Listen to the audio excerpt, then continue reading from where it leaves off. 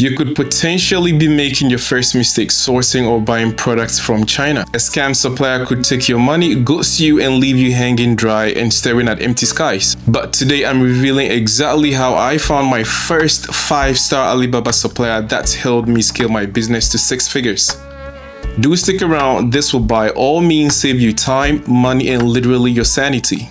If you're watching this, you are either terrified of getting scammed on Alibaba or you've already been burned.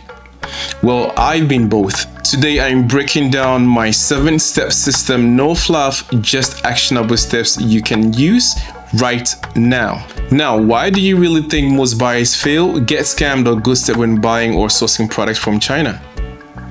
2 things really. 1. Rushing. Not doing what needs done, that is research. You always have to do your research. 2. Trusting shiny profiles, the shiny object syndrome as I like to call it. Let's fix that.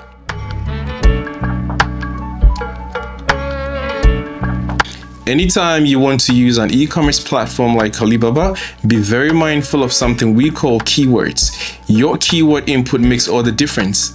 Your input determines the output. Do not search, for example, LED lights. Instead, use keywords like LED strip manufacturer OEM. This filters out manufacturers who offer OEM meaning original equipment manufacturer, against just any other LED seller.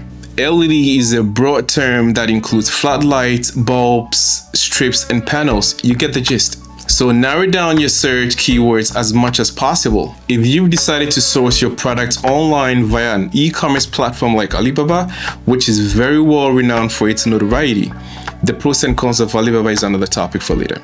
Always look for this badge, but don't stop there. Cross-check their business license with the local sourcing agent on the ground in China or on China's National Enterprise Credit System. Also check reviews while doing that, especially ones with pictures or videos for verified purchases, supplier service, on-time shipment, and product quality. Did I mention I almost got scammed by a gold supplier with interesting reviews when I made an enlightening decision to get myself a brand new motorcycle on Alibaba? To be honest, this was a while ago when Alibaba wasn't as secure and popular as it is now, but I still remember it just like yesterday. But here is how I learned to spot some red flags, and I'm gonna share that with you today. Very generic short review with no specific information about the product or experience is a bit suspicious. Also, when every single review glows with too much praise and client excitement. In addition, when there's a sudden large influx of overwhelming positive reviews within a short time frame, that is also suspicious. That could also indicate efforts to merely boost sellers' ratings. Same or similar wording across reviews can also come across as worrying. If a seller's account is fairly new with too much high activity of positive reviews, that could be a cause for concern. I did have an interaction once with a different supplier when a client of mine wanted eco-friendly food packaging containers. So I did what most newbies would do. I browsed on Alibaba, found a few suppliers, narrowed them down based on reviews, and voila, I had a winner. But one question kept me thinking for a bit. When I asked, can you customize the packaging? She said yes. But when I asked a follow-up question, what's your MO key for customized boxes? There was absolute silence on the other end. I usually like to ask specific questions, but while this might not necessarily be a scam, it certainly raises a question about efficiency. You see, a good or great supplier or salesperson should know what they are doing. In this scenario, deciding if it's a supplier you would like to work with is totally discretionary. 3 must-ask questions. 1. Can I tour your factory via video call? 2. What's your defect rate? And 3. Can you share your references from country X or Y clients? These are must questions you have to ask your supplier. Responses to these questions will vary from supplier to supplier. Use your intuition when deciding which seller to go with. When it comes to payment, my advice would be never pay 100% upfront. Push for 30% deposit and 70% after inspection. Be sure this is clearly stated in the contract when dealing with a new supplier.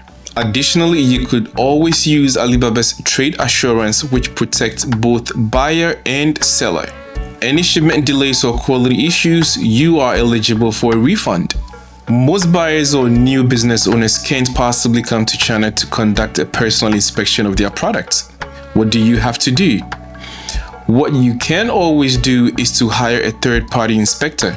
Now, I understand you may be tempted to save every penny in your sourcing process, but this, I assure you, will be money well spent.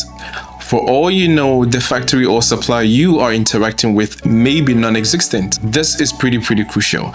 This one line, if you can manage to get it into your agreement contract, could potentially save you thousands of dollars.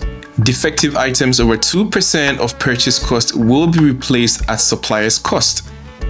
Bear in mind, percentage has to be mutually agreed upon by both seller and buyer. There is a thing in China called guanxi, which is like building relationships or pretty much connections, having connections or channels that you can get an unfair advantage, right? How do you do that? Now, with somebody like me, I personally do send my supplier memes, pictures, well wishes during Chinese holidays. This might sound silly to some, but believe me, while those who do have the potential to have great relationships with their suppliers, always try to build a very casual relationship with your suppliers. A solid client-supplier relationship really does help. There are benefits to this effort. One basic example might be that your supplier can prioritize your orders during shortages or disruptions in their factory supply chain. Relationships do matter, especially with your Chinese supplier. Quick tip, Chinese suppliers ideally prefer to build relationships and foster trust before discussing specific details of a deal. So be patient and build one with your supplier. Finding a good or great supplier isn't just luck, it's a system. Your first order may take months to process, but sticking to and building loyalty with your supplier can give you an unfair advantage over your peers in similar or same industry. Want more of these videos? Click the like button if this helped. Subscribe to the channel and follow these steps to find your dream supplier.